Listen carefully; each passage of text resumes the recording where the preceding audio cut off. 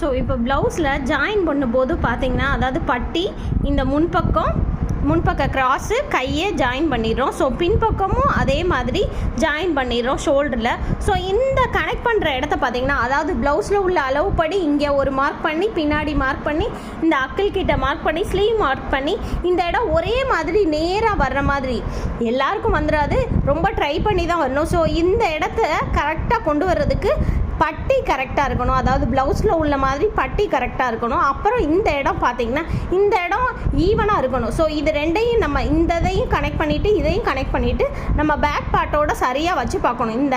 இந்த ஸ்டிச்சஸ்லேருந்து வச்சு பார்க்கணும். ஸோ நேராக இருக்கான்னு பார்க்கணும். அப்படி இல்லை இந்த பார்ட் வந்து கொஞ்சம் எக்ஸஸாக இருக்குன்னா அதை நீங்கள் தாராளமாக கட் பண்ணிடலாம். அதாவது ப்ளவுஸை காட்டிலும் இது கொஞ்சம் கூட தான் இருக்கும். ஸோ அதை நீங்கள் தாராளமாக கட் பண்ணி எடுத்துடலாம். ஸோ இந்த டிப்ஸ் போக இன்னும் என்னென்ன டிப்ஸ் தேவைப்படுதுன்னு நினைக்கிறீங்களோ எனக்கு கமெண்ட்ஸில் சொல்லுங்கள். நான் உங்களுக்கு